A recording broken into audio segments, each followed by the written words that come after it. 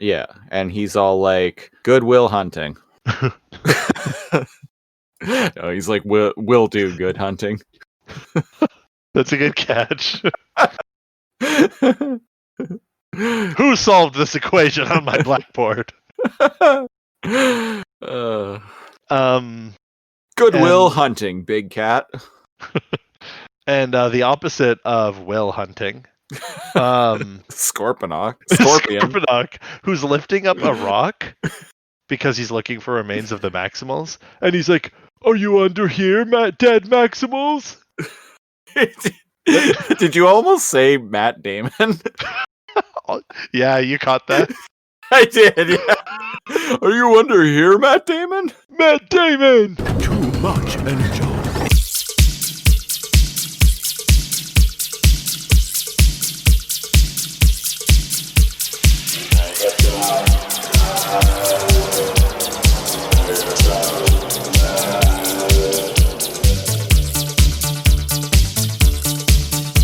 What is up, Maximals and Predheads? This is Too Much Energon, the podcast where we talk about the 90s animated TV show Beast Wars. In production order, starting from the first episode all the way through. I am one of your hosts, NeoCal. And I'm the other host, Christopher Siege. Christopher Siege, how are you? I'm still alive. You are still alive. Are you ready for a dark voyage? I am ready for a dark voyage. Dark Voyage. I gotta say, this is a damn good episode. It's surprisingly good. What a grab bag of episodes we're going through. Right? Especially with one you just told me about. Yeah, still to come. Yeah. Yeah, we've had some highs and lows in the past few weeks of recording this show. I mean, we had Evil Rhinox, the Rhinobot episode, which was it's a pretty decent one. Then we had fucking Dino Clone. Dino Clone happened. It was a thing. And we had The Spark, which is probably one of the best all-around episodes of the show thus far. And then we had The Trigger, part 1 and 2, which was the Floating Island two-parter, which was one of my favorite episodes growing up, as I mentioned. Made you into the man you are today. Damn it. It made me into the Maximal that I am today. Oh, lost opportunities. Speaking of lost opportunities. You just got to give it the old Maximal try. I know. I'm not cool enough. Dark Voyage is the 18th episode in production order and the 20th episode in US broadcast order, and it aired on 1997, January 27. So, geez, I was 10. No, I was 9. I was 9. I had just turned 12 years old 24 days earlier. It was probably, well, we talked about it. We think that the show was like, what, 8+? It was officially rated TVY7 FV in the United States. So, and they know best, so who are we to ask? Yeah. Who are we to question? All right, so we start off in a mountainous plain, and we see some rat butt. Yeah, we see some rat butt. We see a... he's digging. We see a stinking omnivorous pestilence. Probably digging for garbage. Yeah, probably. He's digging through some rocks, and it turns out he's actually not digging for garbage. He is digging for energon crystals, which is what he finds. And he grabs out this little... So what you're saying is it's not a Chaos Emerald. No, that's the wrong... Right era, wrong franchise. Oh. Where's our Sonic podcast? Still to come. And yeah. So they've got tech with them. Yeah, he grabs out this like little extendo arm thingy. Like old people used to grab things off the top shelves. Yeah. Or fat people. Oof. And Cheetor runs up and he's got like this thing on his back. Yeah, it stores crystals. Yeah, it looks like he's wearing this backpack. He's in beast form as well. And it looks like he's got this like backpack thing that looks like it has these two like big cylinders on it. And so Rat Trap uses the extendo arm thing and grabs the Energon crystal and puts it into one of the cylinders on Cheetor's back. And he's all like, "Yeah, I got a nose for Energon, kid. Used to be the best miner in the Vespa system." Yeah, we get some backstory for him. Yeah. So he was a miner, like an engineer.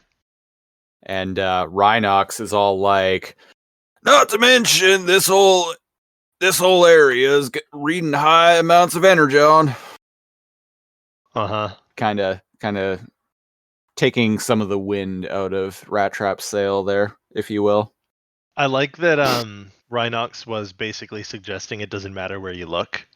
You'll find Energon, and that's further backed up by Dinobot loathing that he's on a mining operation, and he like finds the mother lode. Yeah, Dinobot, also in beast form, has got this like little like tricorder thing. Yeah. Yeah, he's got this little like tricorder thing, and he's basically all like, "I'm a warrior, goddammit. I don't not an Energon miner. This is such a waste of my talents." Damn it, Jim. I'm a fighter, not a miner. I like how he's like, "Ooh, Energon deposits," and he runs 10 feet. And in plain sight, not that they needed a scanner to find it, in plain sight, there is like a canyon full of it. Full of Energon crystals. Yeah, despite lamenting about the fact that he's too good to be an Energon miner, as soon as the scanner goes off, he gets all excited, and he's all like, "I found some! Here!" He summons people over, and yeah, like you said, he runs like 10 feet, and there's like so much fucking Energon everywhere. Too much Energon, if you will. It's too much Energon, man. And Cheetor and Rat Trap bomb over there. And Cheetor's all like, "Oh, wow, nice find, Dino Miner. You're even better at this than Rat Trap."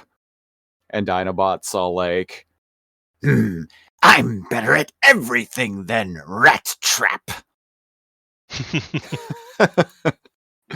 Well, Rat Trap's been on some pretty cool missions. True. I think only he could accomplish. Yeah. But still, it's a funny line. It's so funny that even Rhinox is laughing about it. Yeah, they're having a grand old time. I feel like there's a scruffy nerf herder like insult specific to Beast Wars. Something to do with Energon miner. Yeah. Filthy Energon miner. Needs some work. Doesn't roll off the tongue the same. No, it's we'll have to workshop that one. Yeah. Oh, yeah, sorry. An arrow like hits the Energon but doesn't explode.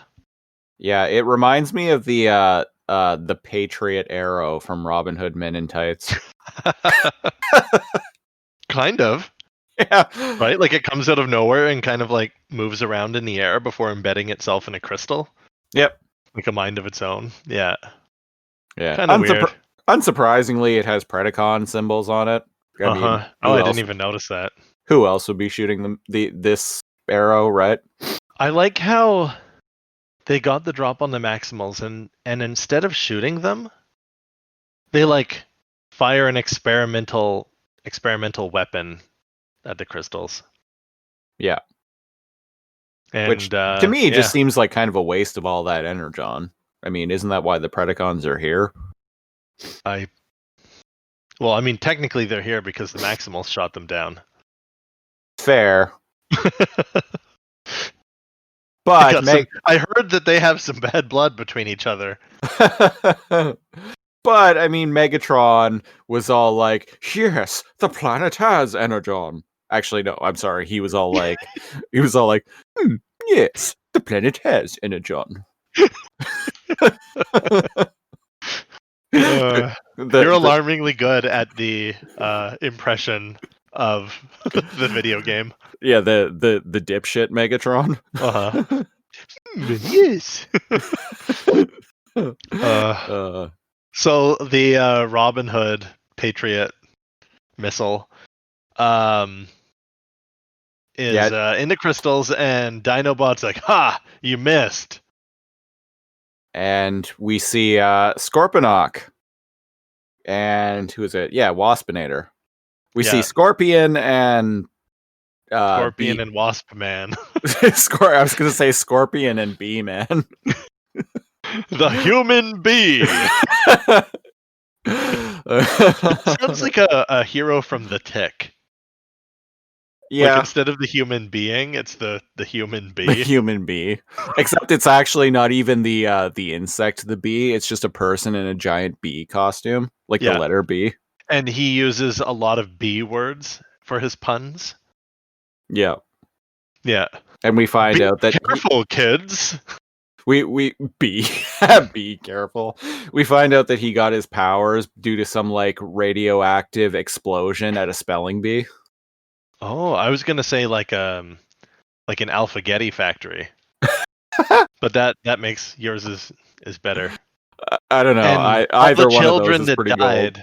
All the children, all the children that he died, he'd vow he would get vengeance for. So he promotes literacy and safety. And the only children that died. This is actually kind of a rad dude so far. The only children that died were kids whose names like started with the letter B. So that he took on the visage of those that have fallen. Yeah, I like it. Yeah, it's a symbol. Yeah, he's a symbol of safety. Wow, this guy actually sounds kind of rad. As a man, I'm fallible. I can be defeated, but as a symbol, I can like help kids how to spell, man. He gives the like Bruce Wayne symbol speech from Batman Begins. I knew where you were going. I can't remember the exact line, but yeah, that's where I was going with that. And the Predacons in this try to give some like speech, sort of, because Dinobot's like, "Ha, you missed, sucker," and Scorpion is like, "Oh, did I? Check again, dumbass." And we see the Patriot arrow. Like it looks like it's injecting. It's got pixels or something. Yeah, it looks like it's like charging up the Energon or something like that. And Rhinox like looks worried immediately, and he's all like, "Maximus!" And I like how he always says it like a question. Oh yeah. Have you noticed that? Maximize? Rhinox, maximize.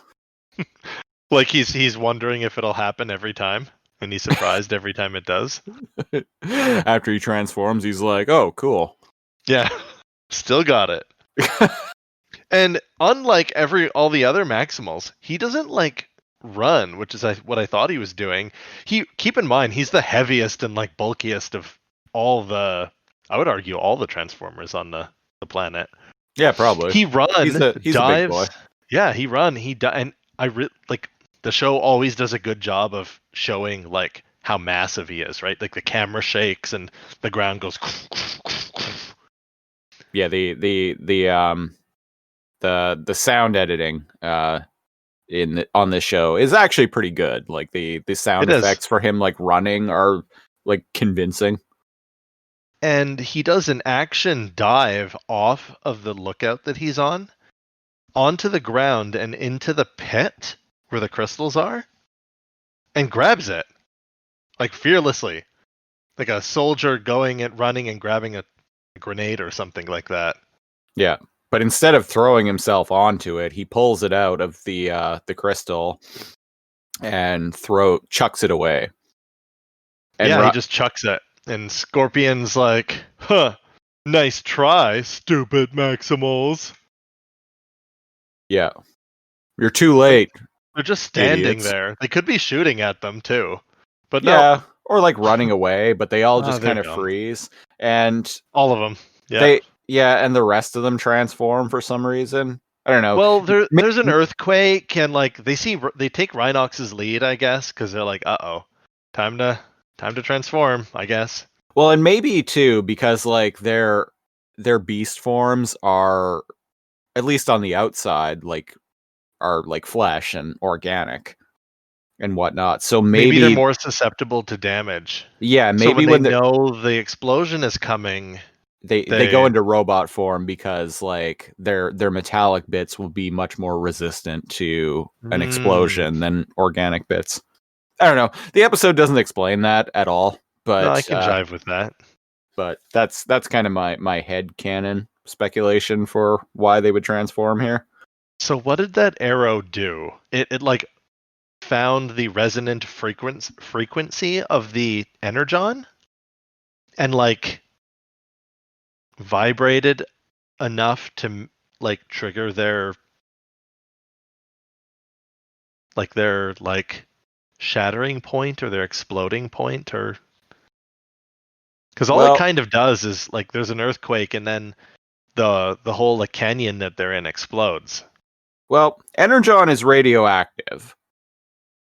Presumably, like because that Imagine Dragons song. because like they've specifically referred to quote unquote energon radiation. Yeah. In this show so far. So well, I mean, bananas are radioactive. So I'm wondering I'm wondering how radioactive and how much is too much. How much is too much energon? Well, we'll never know. We ask this every week. But yeah, presumably energon is highly radioactive, and they've stated before on the show that in its raw crystal form, it's extremely unstable. Okay, yeah. Radioactive elements are... Okay, yeah, that makes sense. Yes, science things. So okay, so it blew up because that's what energon does. Yeah. Did you notice that they used a real fire effect? It's not CG. I didn't notice that, but what I did notice was the fire looked incredibly superimposed. So yeah, that makes sense. Yeah, it's like a real like explosion. I don't know where they got it from, or if it's just a little explosion, like superimposed over the show. But like that is straight up just a real explosion and real fire. And that makes me realize I was like, oh, well maybe the reason the fires looked good in all of the episodes up to now is because they just have real fire. Maybe just using like stock that's what I was thinking. Like, using like stock effects is actually like more cost effective. Like taking animating fire? No way, man. Yeah. It's way more cost effective to just like take like stock footage and of fire and superimpose it than actually trying to animate, especially in 1996, trying to actually like render and animate fire. I think that's how they've done all the fire effects. And it looks good. Yeah, it does. But you can definitely tell with this mushroom cloud that that it's not like CG. Well, and the fact that it's a mushroom cloud too adds weight to my whole like radioactiveness argument. Well, keep in mind the mushroom cloud is not because of the radiation from an explosion. Just let me have this, okay? Sorry. Radioactive things make mushroom clouds. How could they not? Nukes make mushroom clouds. Nukes are radioactive. Energon's radioactive. Energon explosion makes mushroom cloud.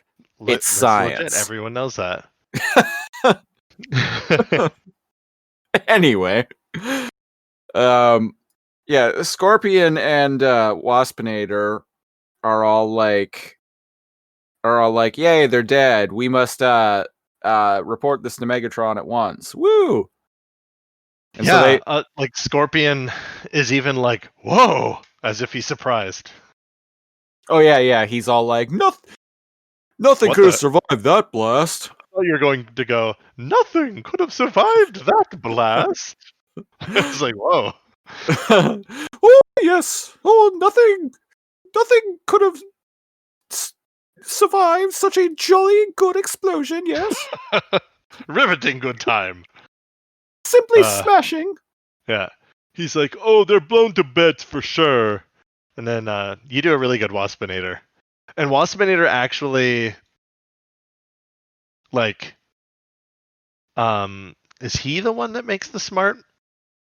No, neither of them. They're both dumb. Right, sorry. My bad. I almost thought one of them was smarter for a moment.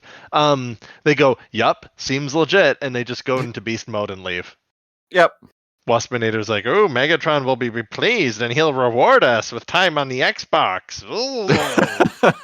And he's like, right you there. And Scorponok's like, hey, no fair. You can fly. I'm killing Mom. You can fly too. You just need to think happy thoughts. Would it be great if he's like, really? And he just jumps off the cliff. He just scraps Scorponok.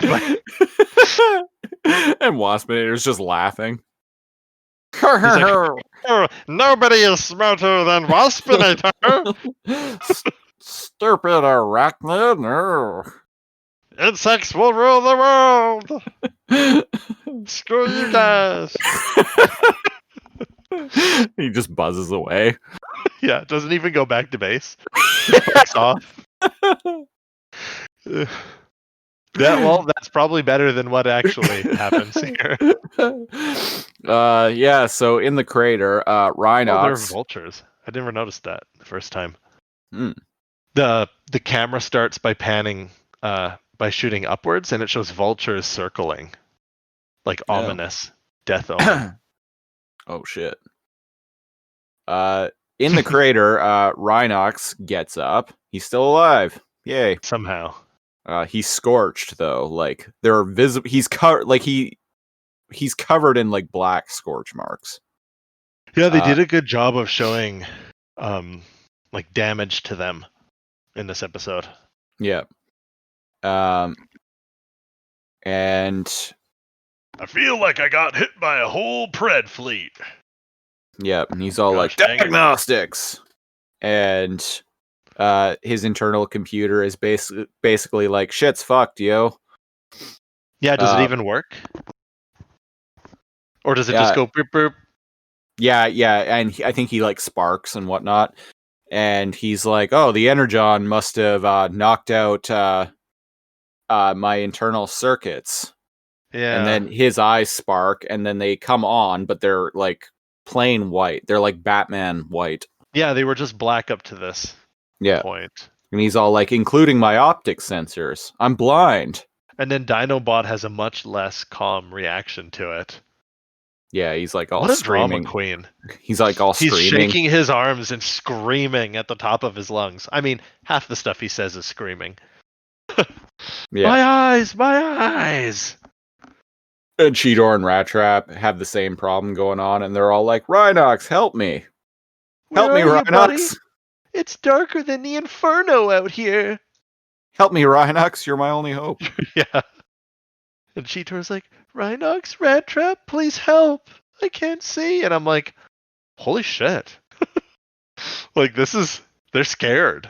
Yeah. Like, it doesn't show them in vulnerable, scary situations to this extent. Yeah. And it only gets worse. Yeah. And Rhinobot's all like, calm down, guys. Calm down. Yeah, he yells. Let me crack a beer and figure this out. I'm the brains of this operation. Calm down. And Dinobot's like, calm down. How can we calm down when we can't see? And he screams at him. Rhinox cracks his beer and he's like, well, the explosion must have knocked out our sensors. Just about everything else, too. Yeah, he says like, well, what now? Yeah. Yeah, he says the Energon explosion contaminated their systems. Yeah, contaminated their systems, and that if they're in their beast forms, it'll slow it down. Yeah. And maybe regenerate them somewhat? Yeah. Possibly. So they all transform one right after another. Beast mode, beast mode. And they all painfully spark. Yeah. Like sparks fly out of their eyes and their joints and their ears and stuff while they're transforming. It's kind of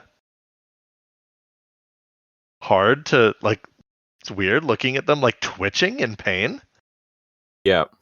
It's weird, as Rat Trap puts it. Yeah. He actually does say that. He's like, that was weird. Yeah. And they complain some more. Dinobot threatens Scorponok's processor. Specifically his processor. Yeah, he's like, I'll tear Scorponok's processor out for this. And Waspinator's too. Because and I helped! Why was Waspinator even there? Right? Maybe he was doing recon, because he can fly, so maybe he's the one who originally... Fair. Yeah, maybe he's the one who originally spotted the Maximals. And he was all like, that way, Scorpion Man! And he's like, for the last time, I told you to call me handsome. Or maybe Scorponok screamed, witness me! Waspinator just calls him Hansel instead. Hansel. Hansel and B-Man. Yeah, there you go. Hansel and B-Man. Basically, they're just as dumb as Hansel and Gretel. Or Hansel and Zoolander. Or that. Let me think about who's dumber. Oh, that's really hard. There's a question for anyone listening. Who's dumber? Scorponok and Waspinator, or Zoolander and Hansel from Zoolander? I can't answer that. I mean, Scorponok does have a lab. And Waspinator can fly. But can they stop projectiles with a single glance? I'm pretty sure they both can turn left. Oh, okay. See, there's an argument to be made, which is my point. I'm pretty sure they can both turn left. True. I mean, I can't think of a single instance where I've taken note of that, but you can be damn sure I'm going to be keeping an eye out for it going forward. It's a conspiracy. They only turn right. Oh, Jesus. The inspiration for the whole joke from Zoolander. Right? Yeah, that movie only came out 5 years after this show premiered. Huh. Which is insane to think about now, because that period of time felt like so long. It felt like a long time, and those eras feel very different. Yes. 96, 97, 98 does not feel 5 years away, 4 years away from 2002, 3, 4. Yeah. That's weird, man. Yeah. I mean, that's when we became older, so our perception of that is much different, obviously. But I was just gonna say, the media. That's when we became men. Damn it! That's when we became men. 2001. I remember losing my virginity like it was yesterday. It was 2002 for me. I was far too young. Anyways. Girls didn't like me. What can I say, man? I had a Dinobot thing going on. Oh, there you go. I was more like the I guess I was more of a Scorponok, maybe. So you had great potential. I had great potential, but I wasn't much to look at. and I was always up to something really stupid, like cyber bees, like cyber bees, and flying islands, and impressing Megatron. Yeah. So there we go. And ladies and gentlemen, now that's where we are today. This is how we reached 2020. There's no in between that and now. I like to think I'm much more like I've grown much more into being like Megatron at this point in my life. Start as a Scorponok, end as a Megatron. Hell yeah. That feels like an uncle meme. You mess with the Scorponok, you get the Megatron. Jeez. Anyway. What about that meme that went viral like a month or so ago that was like how it's going, or how it started versus how it's going, and you would post a picture of you from like whenever, and then you would post a picture of you now? Oh god, I missed that one. Yeah, it was going around Twitter and Instagram about a month or so ago. I was actually thinking of posting a photo of like I was thinking of taking part in it and like posting a photo of like I don't know, like there aren't a lot of like a photo of me as like a 10-year-old kid, and then then like my picture from like the Too Much Energon show art. Okay. Why not? I didn't end up doing it, and now the meme came and went very quickly. And it's gone. Forever. And it's gone. Never to be seen again until people start reposting them on a year from now on Facebook's On This Day thing. Well, that's always been a thing. Like this is me in 2013. This is me in 2018. Yeah. We live in an interesting time because the internet was becoming a little bit more accessible Destroyer to the masses. The internet become death, destroyer of worlds. The internet become death. Yeah. The internet hate machine was new and well oiled when we started our teenage years, and exciting and different. And we grew up in the time span where like nobody really had cell phones, and we still went on BMX. Yeah, smartphones didn't even exist, so no. And like barely anyone had cell phones, or if they did, they were like car phones, or they were just like wealthy, or they were masquerading as like important business people. But I didn't know anybody masquerading. My grandparents had a car phone when I was a kid. Yeah. My aunt did.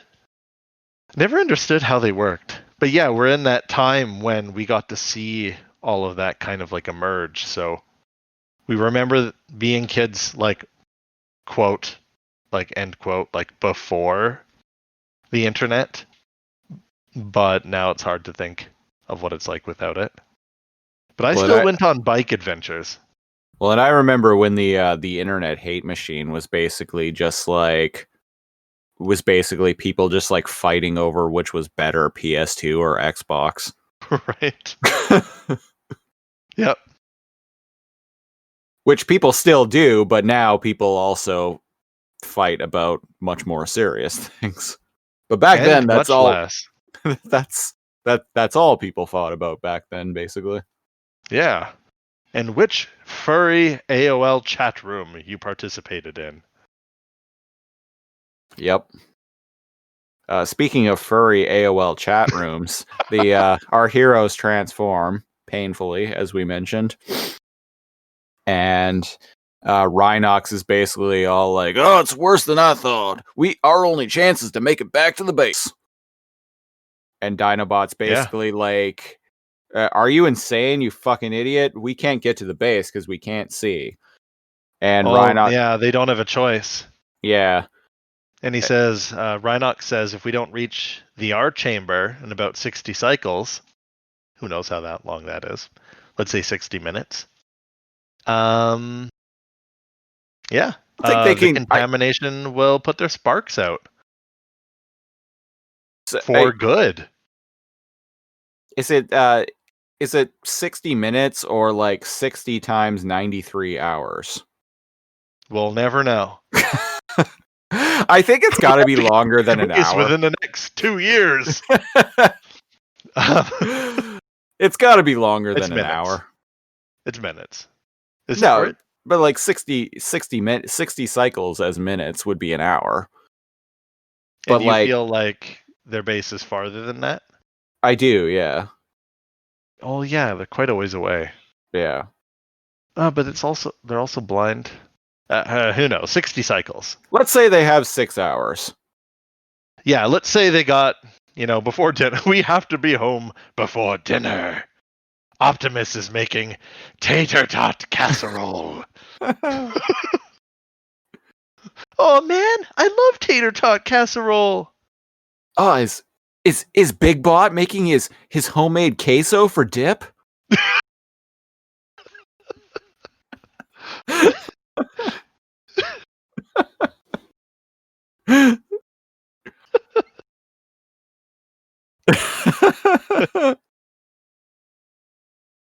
Well, what will we sustain ourselves before then? Don't worry, I brought enough Sunny D packs for all of us. Oh, what? No, not Sunny D. What were those? Do you remember how like portable like bags of liquids were all the rage in the 90s? Yeah, Aqua, like Capri Sun. Capri Sun, thank you. Yeah. All natural Capri Sun for all of us. Man, what a time to be alive when they just threw every single thing at the board and saw what stuck. Like orbits. Orbits. Why does that sound so familiar? Is that clear liquid that came in the glass bottles that had like colorful jellies like floating in it? Oh, I rarely saw those. Yeah, the jellies. Like, was it a carbonated drink? I think so. I'm gonna send you a picture. I'm gonna post a picture of it. They were like IRL lava lumps, but like the jellies were edible. Yeah, basically. Yeah. Do you remember Gushers? Why was the 90s all about like slime? We've talked about this before. I'm sure we have. I re-listened to when we were talking about all that stuff and cartoons and the Toxic Avenger and all that. Right? Oh yeah. And the cartoon based on the Toxic Avenger called Toxic Crusaders. Toxic Crusaders. Wow, orbits. Yeah, I never got to have one of those when I was younger. They were they were ahead. out around the same time that this show was airing, so like 96-ish. So it's kind of on topic. Fruit by the Foot, Gushers, what else? Dunkaroos. Like man, like kid snacks were at an all-time high in the 90s. Do you remember Creepy Crawlers? There's a cartoon for that too. I can't believe we never mentioned that before. There was a Creepy Crawlers cartoon that I watched. My cousin had a Creepy Crawlers, and my other cousin had a. It was by the same company that made Easy Bake Ovens. Did you know that? Oh, I guess that makes sense because like the process of making them was similar. They're actually the same thing. Yeah. Yeah. So like it was actually like the same little oven. But like they released marketed toward boys. They released Easy Bake Oven for girls and Creepy Crawlers for boys. Except that in like my circle of like friends and acquaintances, boys and girls loved both. Yeah. My cousins would like get me to do the Creepy Crawlers because I had a really good like steady hand and attention to detail. Like I'd add like little eyes where the eyes were supposed to be. I was gonna say if they actually hired you at that age, then like good on you. Grifting the system. The only thing like that I've ever been hired for was like repairing Rock Band controllers. Oh yeah. In 2000 and ooh, 6, 7, Rock Band came out in 2008. 8. Why is my years all Oh, sorry, not Rock Band. Well, no. What was the first one? Guitar Hero. Was that it? Maybe. Sorry, Guitar Hero. Then Yeah. I always think Rock Band was the first one because Rock Band was made by like the people that made the first Guitar Hero game, if I'm not mistaken. The first two, yeah, Harmonix. Yeah. Sorry, yeah, Guitar Hero controllers. That's how I made pizza money in college.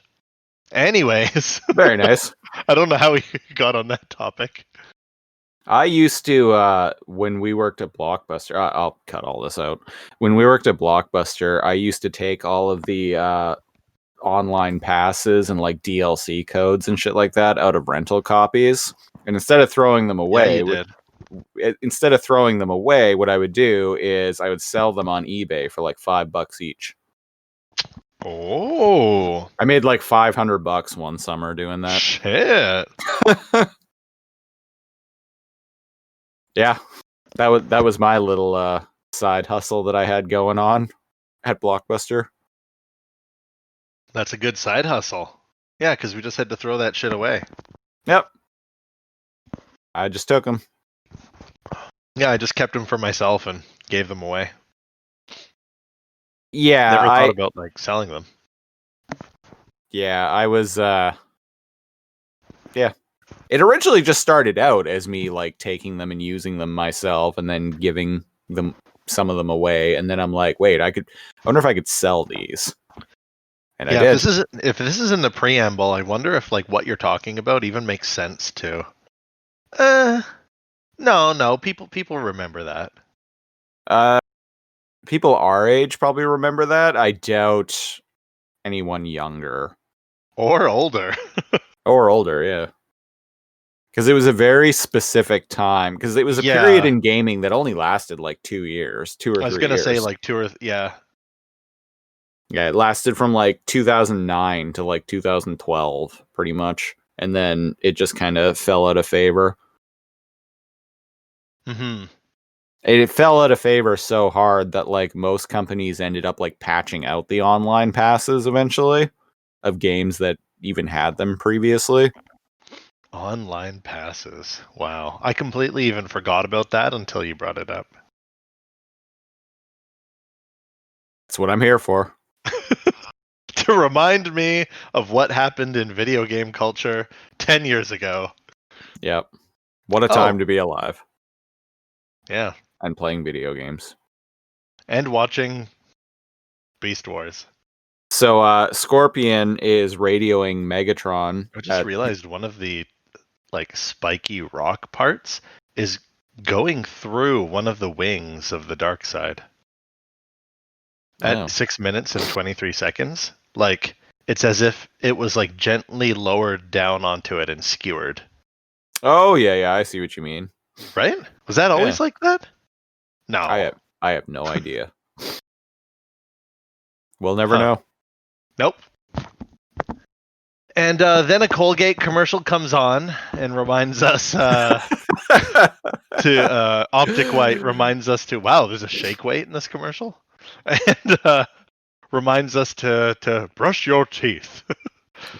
So Megatron is all like, "You didn't salvage the remains," and then he punches a pipe. Yeah, or a rail or something. He like smashes it, and he's all like, "Then how can you be sure that you destroyed them? Go back there now and make certain. Cheers." Scorponok is trembling in fear, and I'm like, dude, he's never hit you. That's not true. Never mind, he has. Yeah, and he's all like, "Yes, of course, Dad. Megatron. I told Waspinator. Yeah. I told Waspinator we should have done that." And Megatron is just all like, Why in the hell were you listening to that idiot? And Waspinator gets all bad, and he's like, "He's lying, Dad." That is that is such a, because I watched this during the time when I was younger and when I grew up with my siblings and my cousins. So Yeah. all 5 of us were within about 4 years of each other, 5 years of each other, Yeah. right? And that is such like a blaming it on your like siblings or cousins thing. Totally. That whole like, I tried to tell Waspinator that we should have done that. It's his fault. Then, whoever you blamed it on goes, no. And like the parents don't fucking care. They're just upset at all of you equally. Yeah. And why would they, really? Fuck. And yeah, we cut to the Maximals. They're all dirty and like sooty and sparking. And they're going through the bayou. They're going through a swamp. Like a jungle swamp area. Yeah, And, I actually like the look of everything here. Yeah, and they're like holding onto each other's tail. Like Rat Trap is biting onto Cheetor's tail, and Cheetor is biting onto Dinobot's tail, and Dinobot is. So they're all moving along like the human centipede. They're human centipeding through the jungle, with their using the buddy system. Yeah. And Dinobot is kind of, but not really, keeping his hands like hovering over Rhinox's butt. Yeah. And somebody's like, "Oh, what's that smell?" And Dinobot's like, "We can only be in the swamp." And I thought he was going to make a comment about Rhinox's butt. Thicker than a bowl of oatmeal. But nope. Yeah, and Rhinox is all like, "Oh, you're catching on, Dinobot. We just follow our nose. Wherever it goes." And then he stops in his track, like with his nose up in the air, big smile on his face, and then everyone behind him crashes into his gargantuan backside. Yeah. I was going to say his scrumptious rump. His scrumptious rumptuous. Yep. That's the Latin term for it. And they all like comically kind of like car crash and fall over. Yeah. Rat Trap screams like a dog when you accidentally step on its paw. Man, there's a lot of painful moments this episode. But apparently Rhinox hears something. Yeah. It's up above them. This is horrifying. This is confirmed by the fact that we switch to a point of view shot of something up in the trees looming down upon Cheetor. Yeah, they all kind of like are trying to listen. And Cheetor backs away, like out of fear. But I think that kind of F's him over more because he backs away from the group. Yeah. And then probably the scariest thing on the entire show, besides the idea of tarantulas eating you. Wow. Like giant snake. Fucking warning if snakes aren't your thing. A giant anaconda, like a 2,000-pound, like giant anaconda, leaps at the screen. So if snakes aren't your thing, this is jarring. And man, me watching as a kid, oh cool. Me watching as an adult, fuck. This is terrifying. Don't like snakes? Not really. Okay, that's fair. I mean, I lament about the spiders all the time, so. Yeah. And here's the thing. Let's say you're on like a second date, third date, and you like the person, and you head over to their apartment or their condo or whatever, and if they have a pet tarantula or a pet snake. Oh God, this has happened to me. Let me, you know what? Just go, oh, I completely forgot. There's something I had to blah, blah, blah, make up something, and just don't take your shoes off or go put your shoes back on and leave. Normal people don't have pet tarantulas or pet snakes. And if anybody listening has those, you know you're not normal. I several years ago now went on a date with this girl The that snake girl. I had met on Tinder. Go on. We like met up for like dinner and drinks at like, I don't know, like fucking Original Joe's or something like that. You know, because I'm romantic.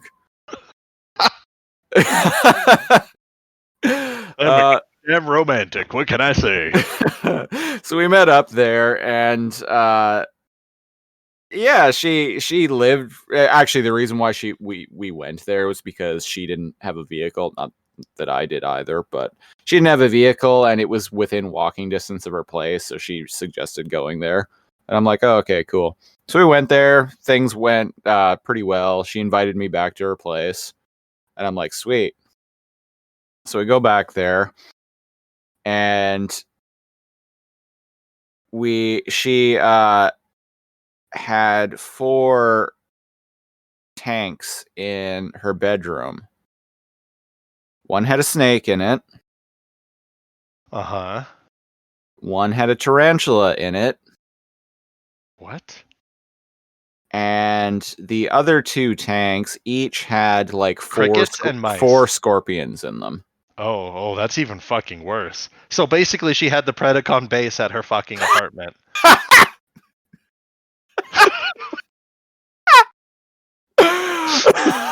Oh god, I never thought of that. But yeah, basically. Okay. That was so much worse, because I thought you were going to say, and the other 2 tanks were for their food. No. Yeah, the other 2 tanks each had like 3 or 4 scorpions apiece in them.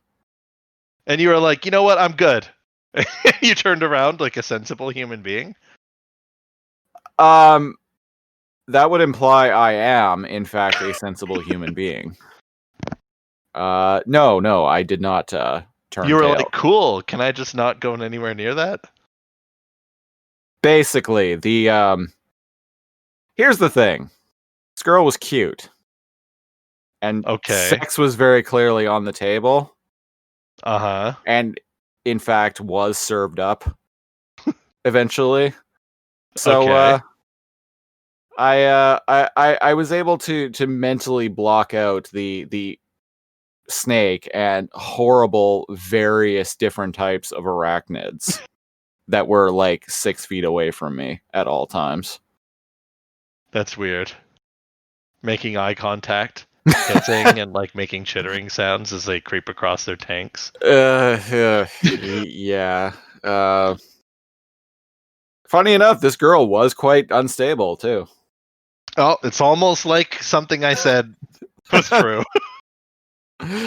Yeah, that yeah, anyway, that ended up being a I'm calling that Christopher story the Predacon base. It's like the fucking Predacon base in here. Yeah, that was not the last time I saw this girl. And things only got things only got weirder the more time I spent with her. Yeah. You drew the line at sex where she's covered in blood with her snake wrapped around her neck. Yeah, exactly. That's too far. Yeah. Yep. Cut a pentagram into me, Daddy. I feel like I just insulted like 50% of our listeners. I mean, you're not far off, really. That I know, man. I like I said, I know what I'm talking about. Cut a pentagram into me, Daddy. It's good to make yourself laugh. Jesus. Anyway, especially when you're crying on the and cowering in fear on the inside. Yeah. She could crack a whip better than Indiana Jones. Anyway, so fucking snake in the show. I'm gonna TLDR this. They all jump around in absolute fear, and Dinobot's like, "What? We're under attack." Cheetor can't cry out because he's being like, what's constricted. The word? Constricted. Yeah, his lungs are being crushed. Rat Trap's like, what's going on? And Dinobot kind of tries to keep a clear head. And but then he comically is all like, "You won't get me," and then he charges off screen and then crashes into something. Yeah, this is so weird. Rhinox tries to keep a clear head, and Dinobot's the one that screams, "You won't get me," and he runs away. Yeah, seemingly charging at something, it looks like is what he's doing. Oh, he's going to fight it. Yeah. Okay. But he ends up crashing into a tree, and this then is hilarious. Literally like peeling off of it like something out of fucking Looney Tunes. It's a Looney Tunes crash sound, even though it was just a tree. Yeah. And he's flat on it, and you know how like flattened things kind of like slowly, kind of like when they're lifted off the ground, they kind of like flutter like a leaf to the ground. That's literally what happens to Dinobot. So I'm glad that the show brought some comedic, some levity. Yes, to the scene, because the whole thing has been like actually painful and kind of like depressing. I didn't even think about that. Yeah, that's probably why they injected that like really over the top cartoonish like comedic moment into this scene, because this is actually a pretty tense scene. Yeah, and followed by Looney Tunes squashing sounds and Dinobot going wee wee wee wee and floating to the ground. It shows Cheetor being constricted by a disgusting snake, and he's being squeezed so tight that his like eyes are bulging and sparks are flying out. Yeah, of his eyes. Rat Trap charges at the snake to try and save Cheetor, and then bites its tail, and then the snake just like slaps him. Well, yes, but like there's an isolation shot of just the snake, and the snake like looms over Rat Trap. Oh, I don't like that. Oh, the thing actually looks fucking menacing here. Yeah. Don't like it. And then it picks Rat Trap up and throws him halfway across the jungle, and then it's like, that thing will be a lot easier to eat. So yeah, it slithers away. So again, human beings, I think, but I'm of the opinion that like most animals shouldn't be like kept in zoos or kept by people. But anyways, from what I know about snakes is they don't like regurgitate food that's half eaten. They they do. If they're dealing with problems or they need to escape predator or something like that. But they don't stop restricting something that's like not moving, that's a sizable meal, and go after something else farther away. Yeah. That's not really predator behavior. But Christopher's right, ladies and gentlemen, and members of the jury. It does let go of Cheetor, despite the fact Cheetor's like half dead. And it goes slithering through the jungle a couple 100 feet to go look for Rat Trap. And I think it's probably because it more closely resembles its usual food. Yeah. Do you know what I mean? Like small mammals? Yeah. Yeah. I mean, they're basically the same size, though. Well, and snakes do like eat rats and rodents specifically, so it's probably closer to its typical diet. Also, often constrictors will want to attack things that are less likely to injure them. Right? Yeah. So, like, why would you attack a sense. jaguar when you could attack, like a squirrel, small mammal? Yeah. And the horrifying snake, giant anaconda, is stopped in its tracks just before it's about to like pounce on Rat Trap, and the camera slowly pans back as it looks backwards, and Rhinox is like stomping on its tail, like a boss. Yeah, and this is fucking rad. He's all like, "Gotcha now, varmint!" And he grabs the snake by its tail. Yeah, with his like horn. With his mouth, I think, with his teeth. Oh. And he'd like fucking like get some leverage going, and he like whips him. Across the jungle. Yeah, he chucks him like probably a few hundred feet across the jungle, and then when the snake lands, you hear a bunch of elephants just like. Like there's a crashing sound as it lands back in the jungle, and you hear. And I'm like, what? Did he just hit an elephant with it? Yeah. I want to see that fight. I want to see an elephant fight this giant anaconda. And then we cut to some more depressing shit. So eventually they all find each other again. Again, they're blind, so like even if you're 50 feet away from someone, it's hard to find them. And Cheetor's like half dead on the ground, and he's like, "Oh, Rhinox, so cold." Yeah. And yeah. He says his shoulder's messed up, and he's like, and I feel kind of cold.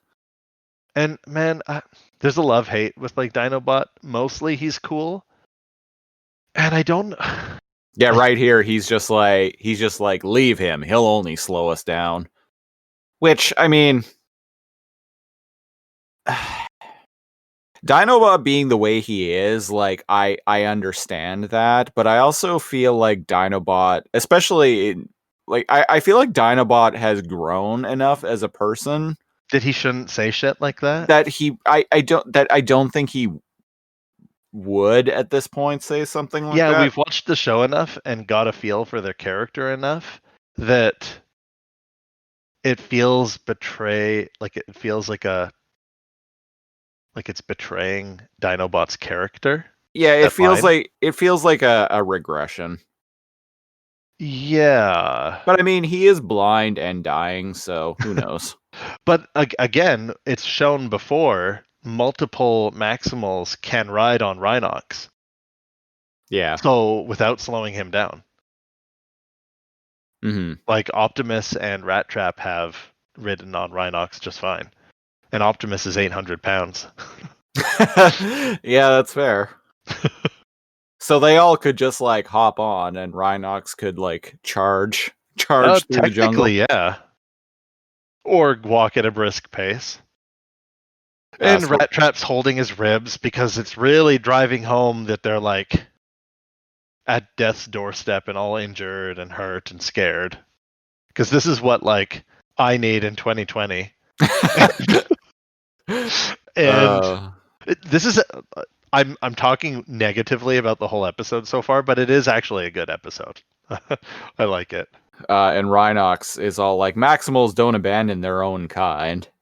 On my back, Cheetor. Quickly, climb on my back. We got a stampede to get to. Calgary stampede.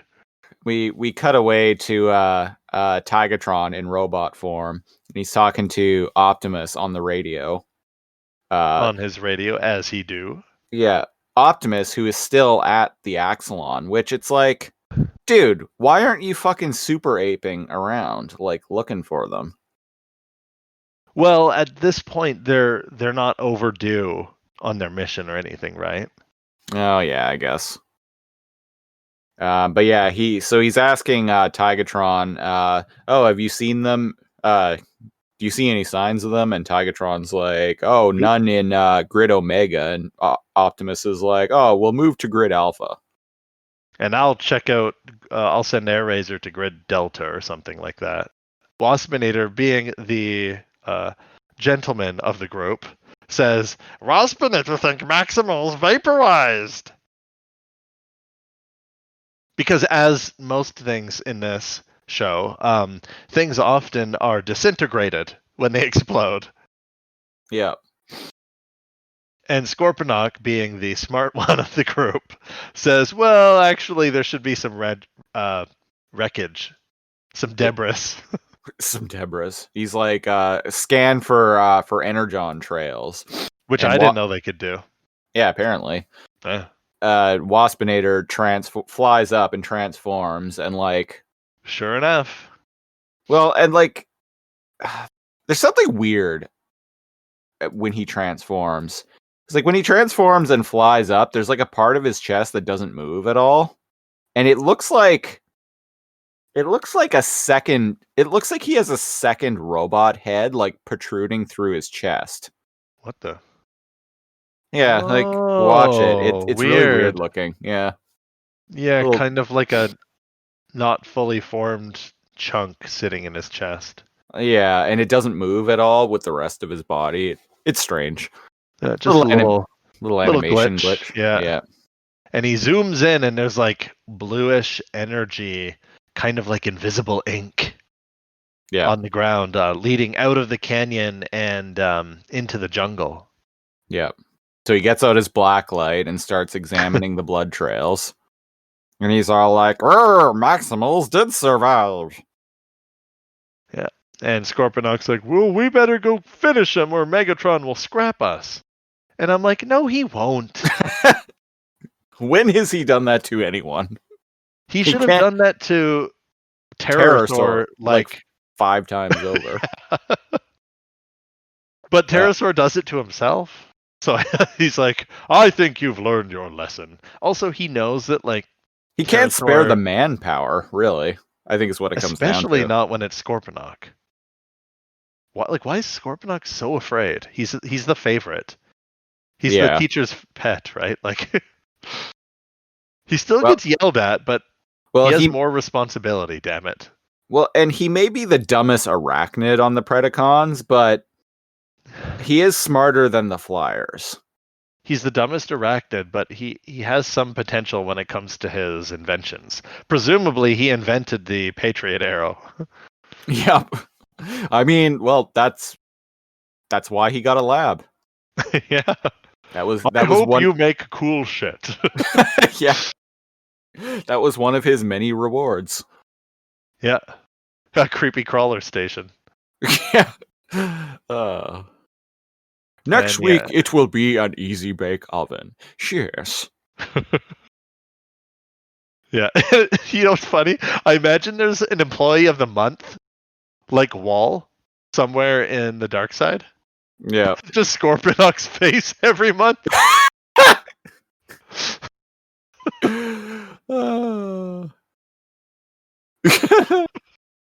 I mean, who else could it possibly be? I'm just picturing that. Just like an entire wall of like employee of the month plaques, like dozens of them, but like they're all like the same headshot of Scorponok. But it's the same headshot. Same picture every time. Yeah. And there's like dozens of them, just all in a row.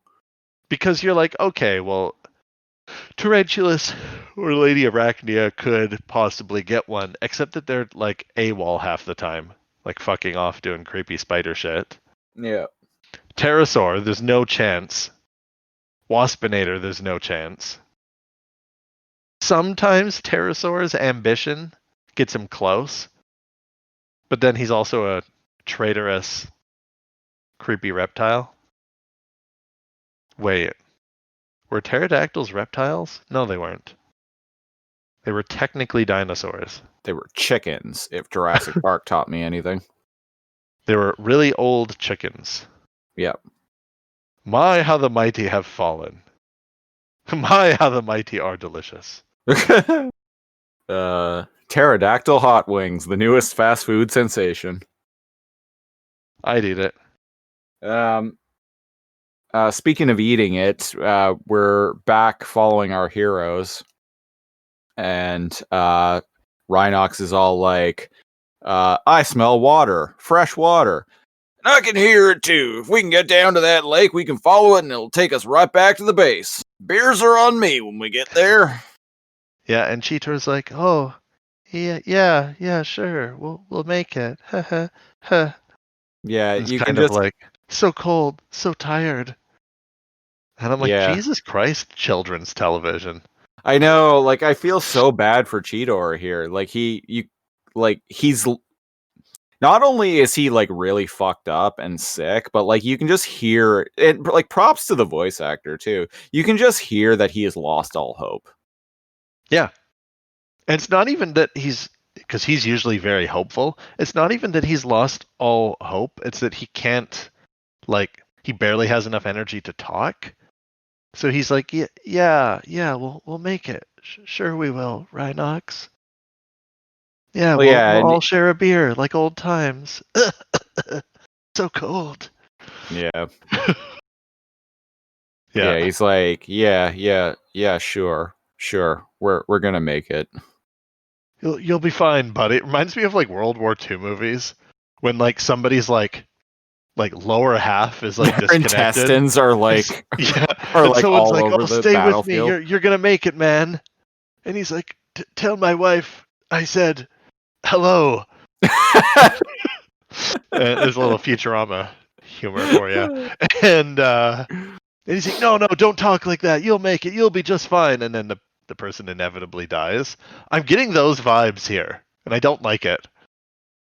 Hey, you remember those like baskets of really greasy fries you could get down at Old Lou's, like downtown? Yeah, Oh, you know, yeah. yeah, we're me and you, the first thing we're gonna do when we get home is we're gonna go down there and we're gonna order 3 baskets just for the 2 of us. Oh, yeah, Luz. That's where I met Tracy. Yeah, that they don't let black people eat there, right? I mean, if we're being period accurate here. And then the guy who's telling him this story is black, and he's all like, "Shit." Yeah, that place. That place. You know what? You on your own. You're gonna die anyway. So You know what, Trevor? I never liked you anyway. take your intestines and go. And he just tosses him off his shoulder and runs. Mortar is hitting the battlefield beside them. Fuck all y'all. And then that guy makes it home, and he's the only one in the entire battalion who survives. And he gets a ribbon for it. Fuck all y'all. But they still won't let him in Lou's diner. Hey man, that shit like that actually happened. Imagine being in a world I probably war. shouldn't be making jokes about it. Yeah. Well, I mean, that's how you deal with painful subjects, right? True. Like the shedding light on that through jokes is how people dance the pain away. Yeah. Well, on light of that whole like people that serve aren't always treated or given like the rights they deserve or the care they deserve. Like it's so weird in the States. As far as I know, the drinking age is 21. It varies from state to state, but I think by and large, like 21. Most of our listeners are actually American, so if you're from a state where it isn't 21, please. That's a good point. Yeah. It's 19 in Canada for anyone listening. That also depends on the province, but is it lower than 19? Wait, is it 18 in Alberta? It's 18 in Alberta and another province as well. I think it might be Nova Scotia or New Brunswick. One of those maritime provinces. I think everything needs to be 18. Yeah, do you know what I mean? Like 18 drink, 18 tobacco, 18 your like N driver's license, 18 for like to star in adult entertainment, like 18 across the board for everything. Yeah, it's like bam, when you're 18, you get to go vote for the first time, and then afterwards you smoke a cigar in celebration, and then you follow that up by going out and having some beers, and then you end up having way too many beers, so you inadvertently end up shooting a porno film. But it's okay because you gave your consent. Because you're 18. Yeah. It's just it would be so weird to come back. Like, let's say you went and served for 2 years. You come back, you go to a bar, you're 20, but the drinking age is 21. And you're like, I've seen shit you people wouldn't believe. And like, you're old enough to like pull a trigger, but not old enough to drink. Except they were 5 years old. Yeah. The replicants, yeah.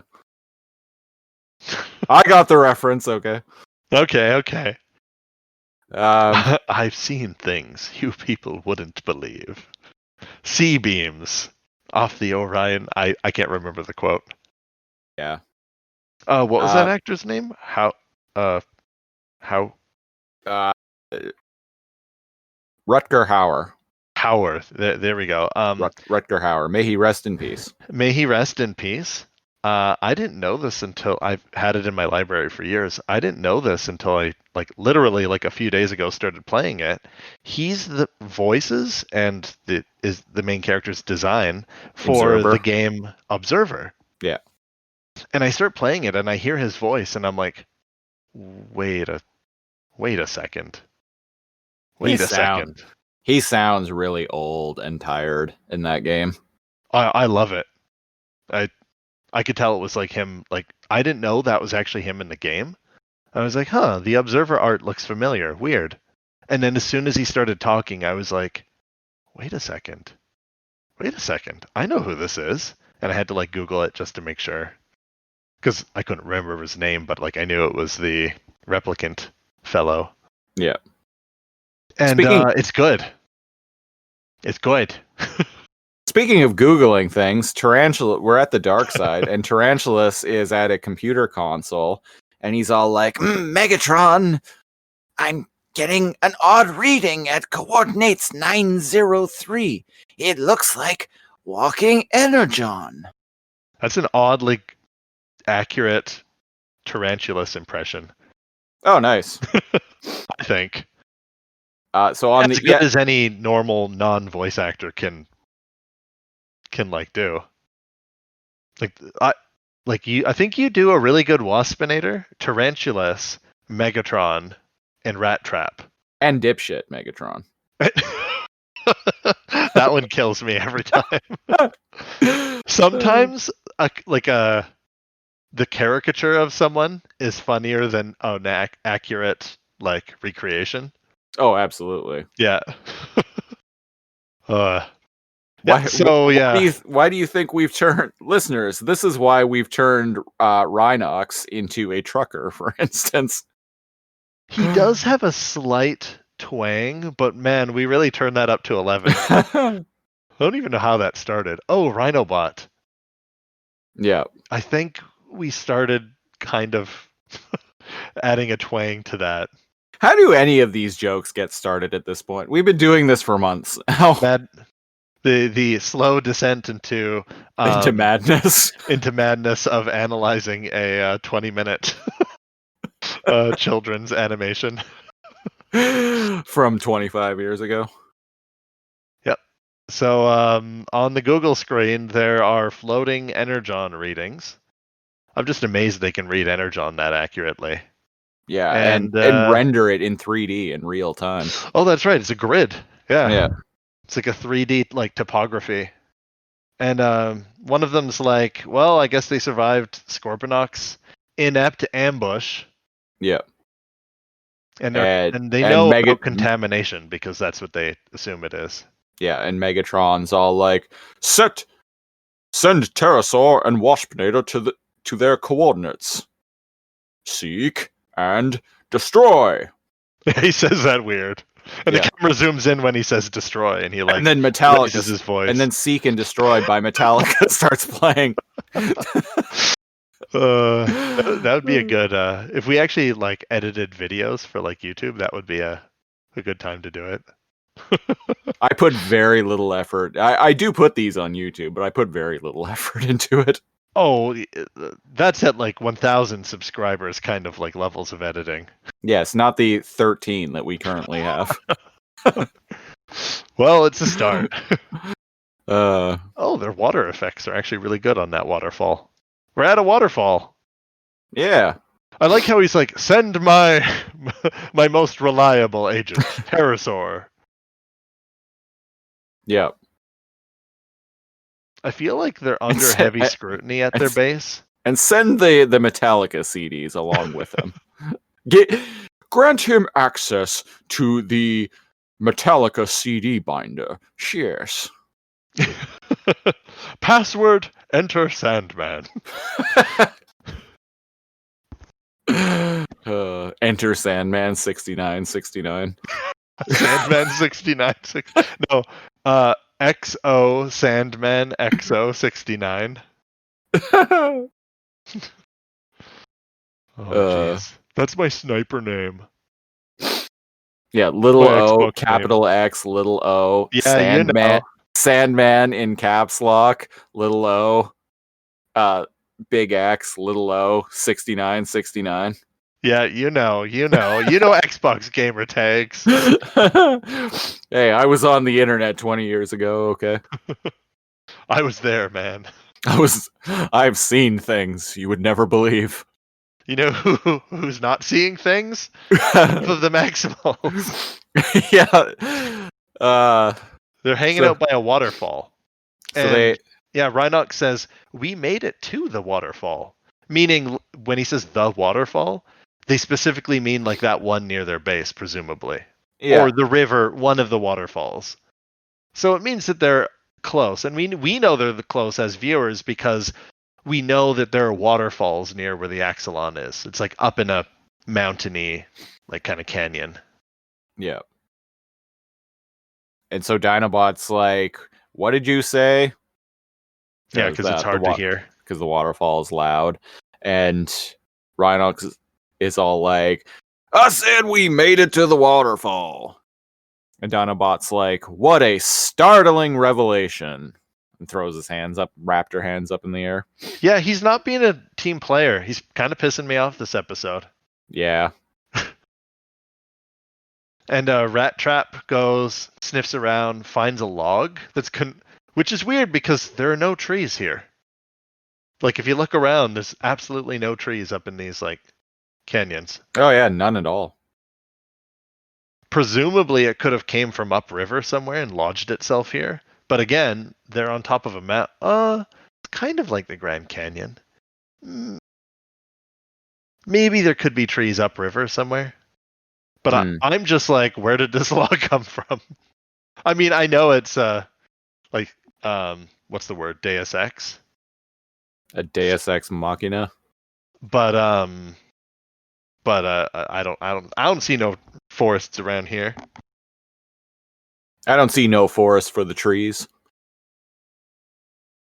That's deep. Yeah, so Rat Trap climbs across and is all like, hey, I think we can use this to cross. I'll check it out. So he walks across, gets to the I like other how side. he's sniffing his way across as if that's helping him keep his balance. Hey, maybe it is. I mean, I don't know. I don't know how a rat's equilibrium works. He'll just follow his nose. Oh, there's another log in the background. To Fruit Loops. I'll just follow my nose wherever it goes. And it goes in a straight line, and he's like, come across!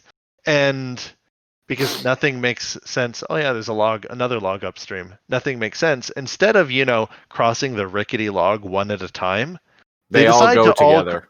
Yeah. And then B-Man shows up. Oh, yeah.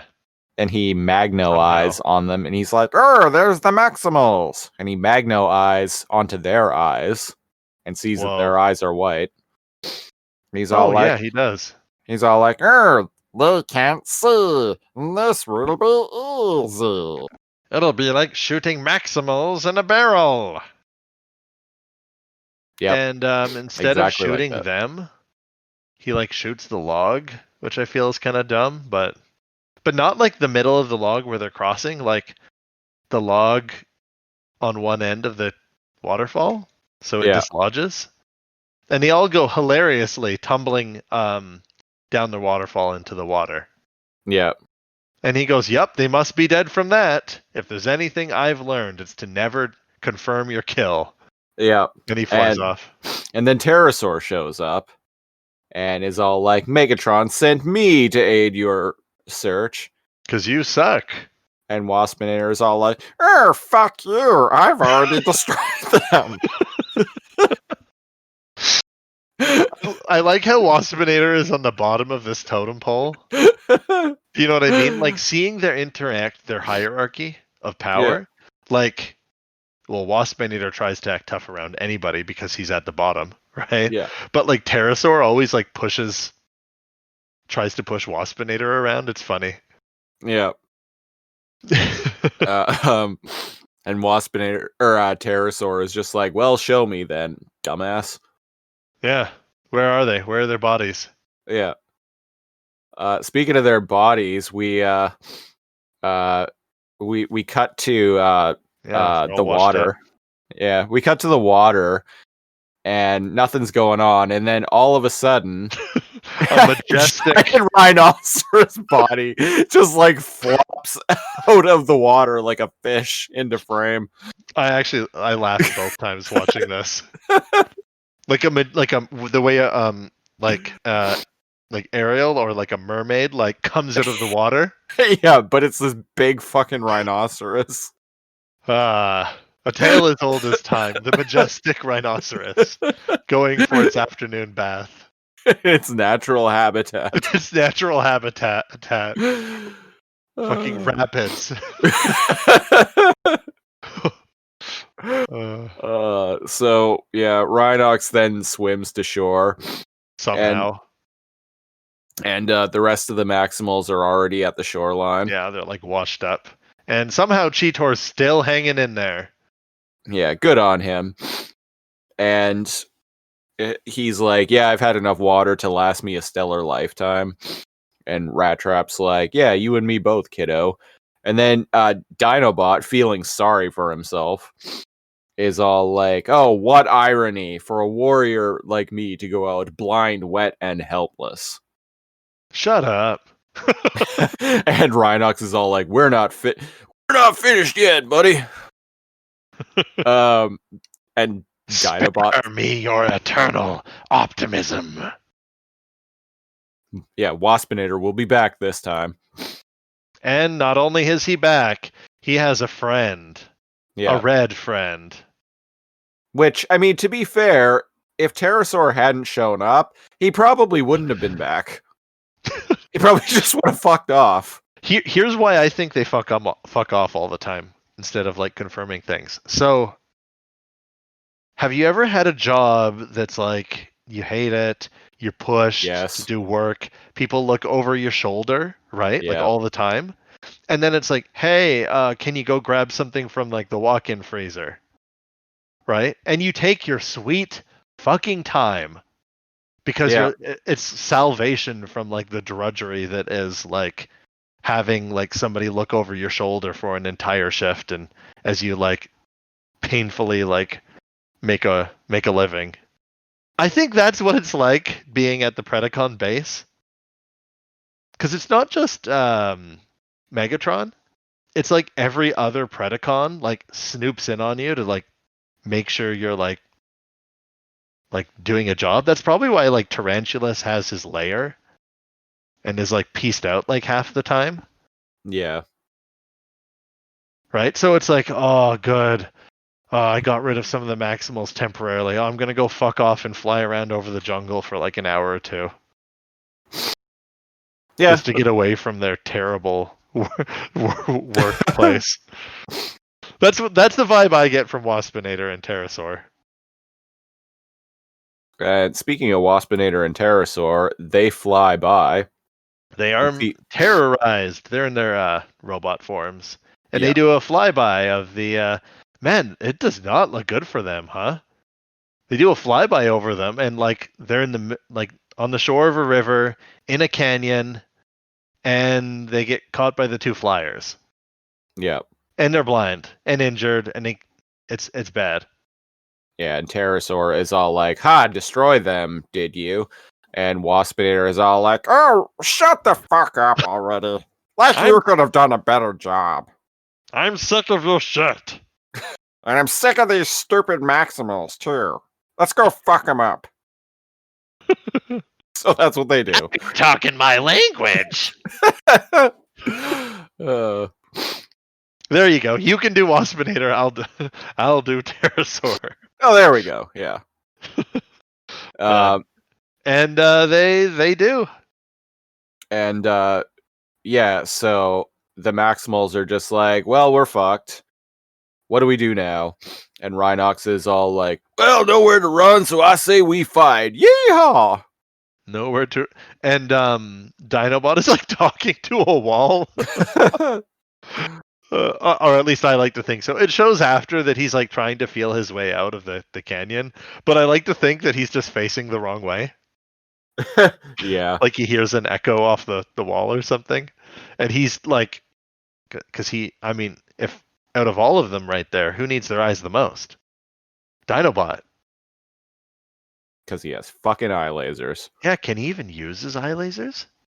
Well, we find out that he can. Yep, that's true. So not all is lost.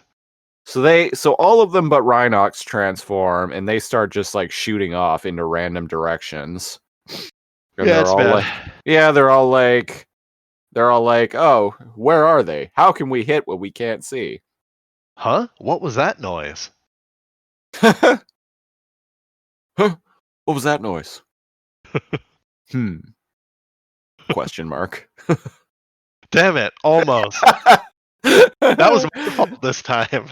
There was our one Metal Gear reference for the episode, ladies and gentlemen.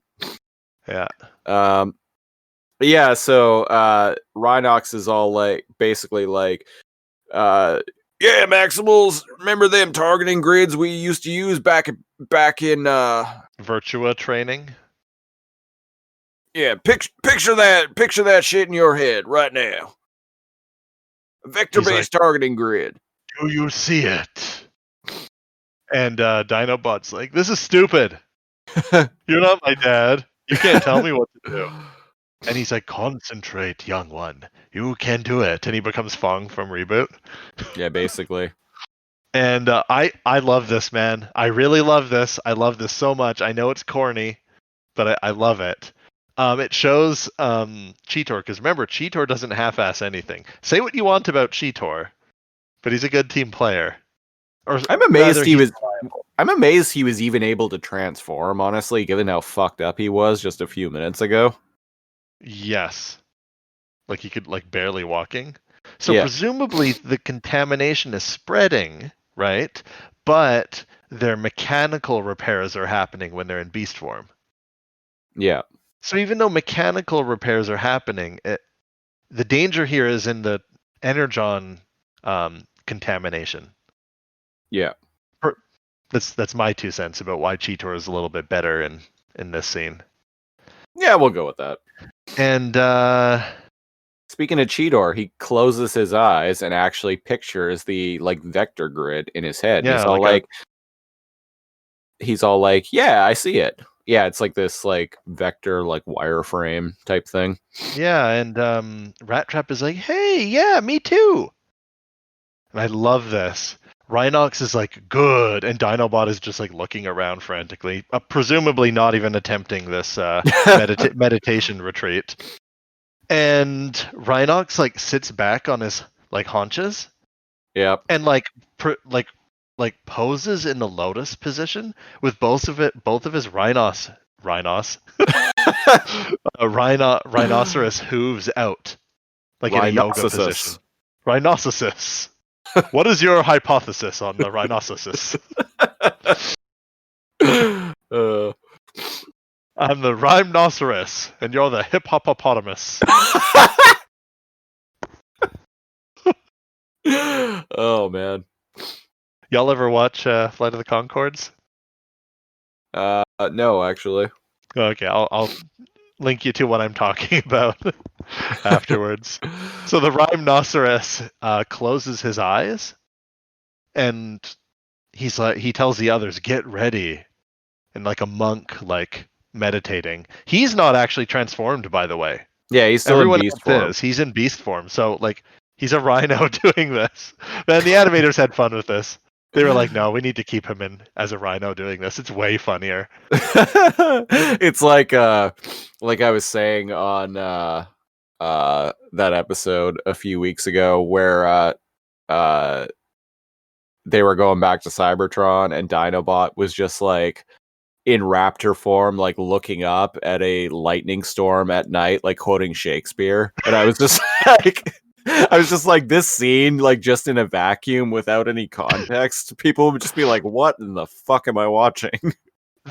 Beast Wars has a those lot of scenes. great no context like screenshots. Yeah. And like Lotus, like pose, Rhinox is definitely one of them. And his eyes snap open and his ears twitch, and he's like, Cheetor, Vector 537. And he aims at Vector 537, and he's like, he does the same to Rat Trap and Dinobot, but he gives them slightly different coordinates. Yeah, he's like Rat Trap Vector 532, Dinobot Vector 554, or something like that. And it seems like that those are Dinobot the exact did numbers, join but they're them. close. Yeah, exactly, close. And it seems like kind of like they're going to be shooting in a generalized area, which is kind of better than giving them all the same vector.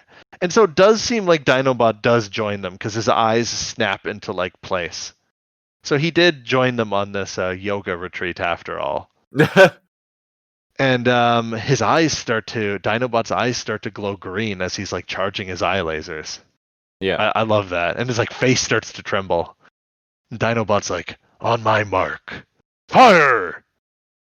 And boy, oh boy, the next time that Pterosaur and Waspinator come flying through, are they met with surprise? Yeah.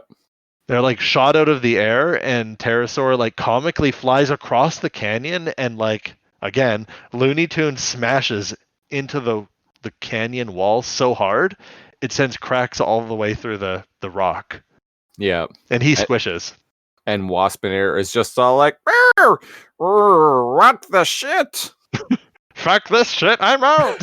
And he wasn't even hit. Yeah. But he takes off because presumably he thinks that they can see again. And now it's like 4v1. Yeah. So fuck this shit, I'm out of here. Yeah, so they keep firing, and our old pal Tigatron shows up. He sees the battle going on. The battle, yeah. And Rhinox is all like, Rat Trap, Vector 139, quick! And Rat Trap immediately just points like directly upward and fires and hits Waspinator, who was charging down at them. Oh, yeah, because, well, there's a part where I think, okay, Tigatron does message base. Oh, yeah. Yeah, which is good, because I'm like, good luck getting all four of them out of there, buddy. But I forgot. Yeah, he messages the base. I forgot, they do snipe Waspinator. Yeah. And then Waspinator, like, flies after he's hit. He like comes falling down, like and skipping stone across the water, and then skips across the water like a stone. And all the Maximals short out and go into stasis lock. I don't know if it's ever shown stasis lock before, but I don't like it. They basically short out and get paralyzed and fall on the ground lifelessly. All three of them actually, one by one. Cheetor, Dinobot, and Rat Trap. They're all like, "Hey, wait a second, no, I." Well, and the point of stasis lock, as I understand it, is essentially when they're in a really bad way, it puts them into like a low energy coma, basically, to basically conserve what little energy they have left. Yeah. To keep them so they can stay alive until they can be repaired. Yeah, hopefully someone else can find them, or something. Yeah. And sorry, go ahead. Rhinox is all like, transforming sped up the contamination. They're all in stasis lock. And then we see some rocks like fall down the mountain behind them. And Rhinox is all like, well, shit. And then he finally transforms with his... Guess I'll have to get my hands dirty, too. Yeah, he transforms and has his like little Gatling gun out, aiming up at the source of the voice sound. From the... Oh, by the way, the whole time this has been happening, the canyon where the river is, it's like extremely foggy. We forgot to mention. Yeah. Which lends to the battle that just happened. We kind of didn't didn't play that up properly, but I for guess, anyone yeah. listening, the reason that was all possible, and the reason why the flyers, the Predacons, were like taking passes shooting rather than staying in one place, was because they thought they'd just pick them off and do flybys, right? But the whole Yeah. canyon is so foggy that it kind of gives the Maximals at least some chance to fight back if they're just using their ears. It's also a neat visual cue for the viewer as well, because like our heroes are blind, and like Yeah. even we as viewers, our visibility is limited. Oh, yeah. It's a good Yeah. point. Yeah. Like we can't see 30 feet down the river. Yeah. And same thing with Optimus coming into view. Yeah. He hears his voice before we see him, and he kind of like comes through the fog. Just as Rhinox is like, Optimus, buddy, am I glad to see you? And he like shuts down. Yeah, he's Goes all into like stasis lock. he's all like actually what he actually says is he's like Optimus, I knew you'd and then he shorts out. I wanted to actually use the actual line because I think it's kind of a it's a bit of an emotional moment. Because then Optimus immediately is like, Optimus to Tigatron, Code X, and you can just hear like panic in his voice. Yeah. Presumably Airraiser, Tigatron, and Optimus like haul their asses back to base. Yeah. And we cut to the next scene with a slow pan of the Axelon, and there's an R chamber, a Healy tank, if you will. Yeah. And the door opens up, and just Rhinox is inside, like unmoving in his robot form, and his eyes like spark red, like reboot, like he's rebooting or something. Yeah. And everybody's there to greet him. Hey, and, buddy. His vision, good to like, see ya. Good to see ya. And his vision kind of like blurs and then becomes stable and more clear. And yeah, and they're all there, and Dinobot growls. Yeah, and Dinobot growls and is all like, well, I suppose you did do a commendable job out there. And he kind of looks around shadily. That's as close to a compliment you'll get by Dinobot. And Optimus is like, Optimus is like, dude, like, if Rhinox hadn't gotten you guys as far as he did, like, you'd be dead right now. We would have never got you back to the base in time. So shut the fuck up, buddy. Right? And Rhinox is like, well, I think it was a good experience for all of us. And Dinobot's like, what the fuck's wrong with you? Like, a good experience? What? That's horrible. What the fuck was so good about it? Yeah, what in the Infernal was so good about it? Yeah, and he says, well, we never really appreciated what we were capable of in beast form. And now we know. And knowing is half the battle. I'm gonna transform and go smell some flowers. I'll be in my bunk. I'll be in my bunk. Was that a Firefly reference? It is. Yeah. It's my favorite show. All 10 episodes of it. All the live long day. Yeah, and they kind of cross their arms and watch Rhinox like wander off in his beast mode. And Rat Trap's like, you gotta love the big lug nut. And they get a kind of like Looney Tunes ending with like the screen wipe that's kind of like a circle closing. Yeah.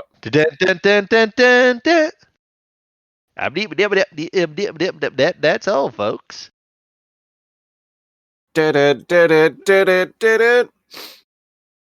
So that has been episode 18 in production order, Dark Voyage. Cal, do you have any final thoughts about the episode?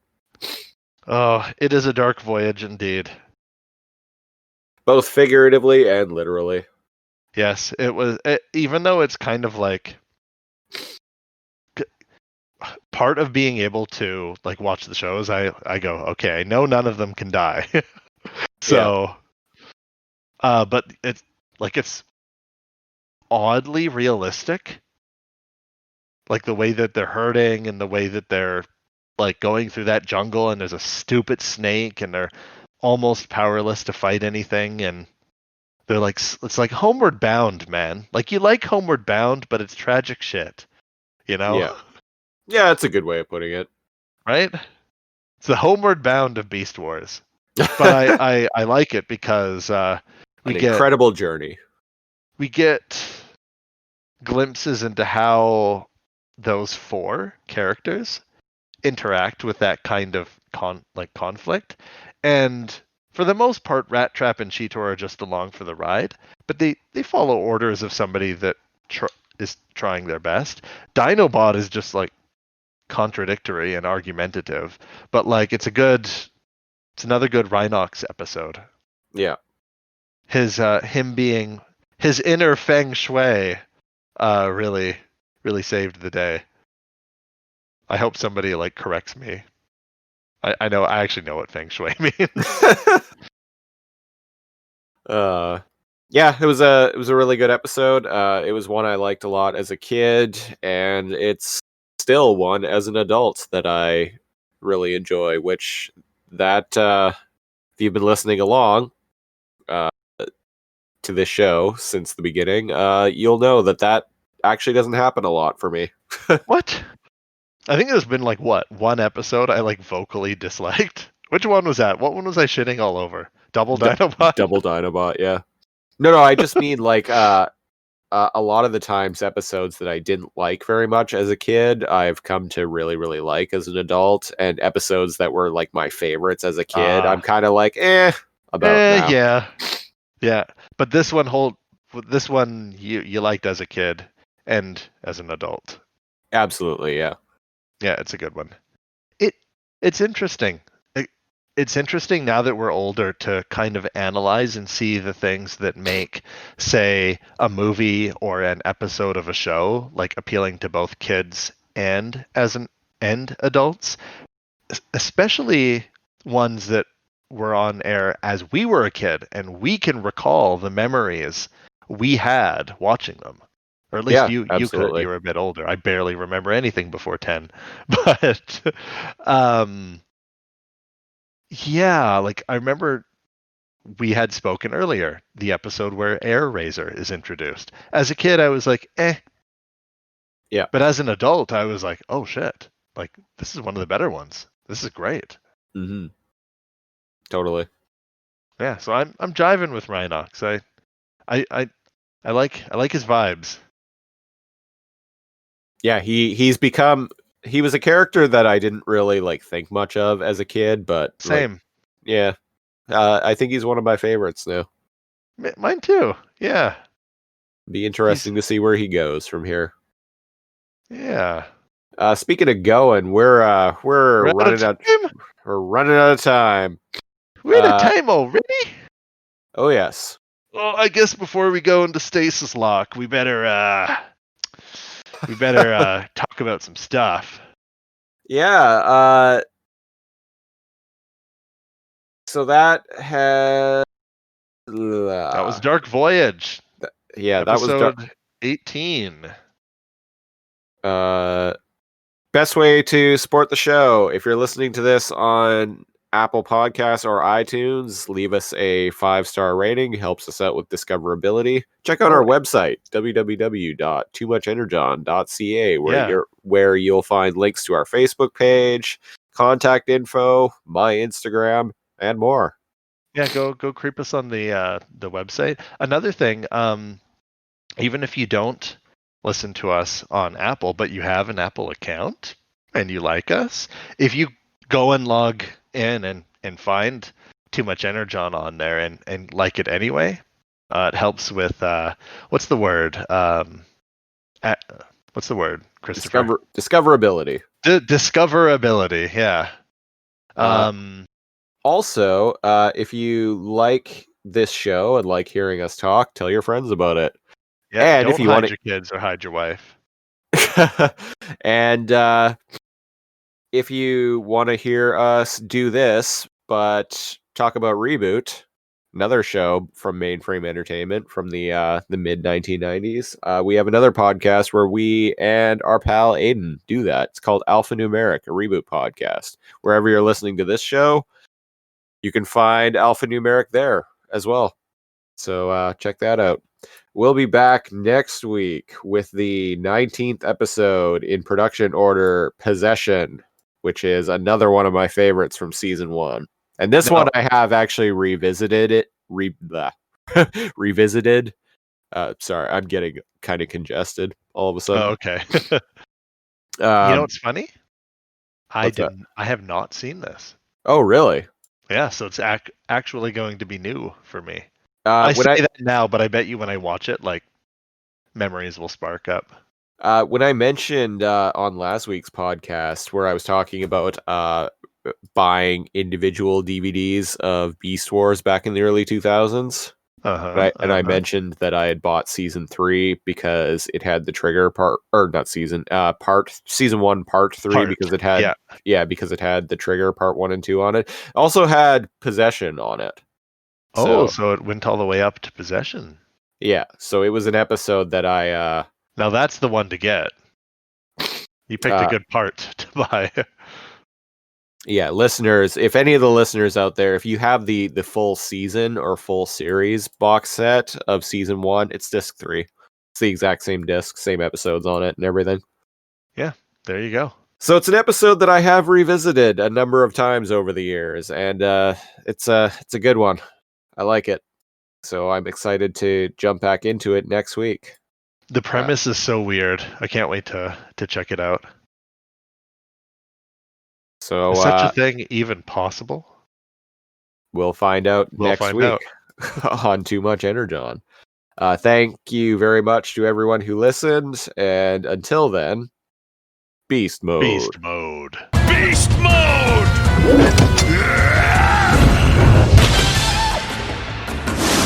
Beast Mode!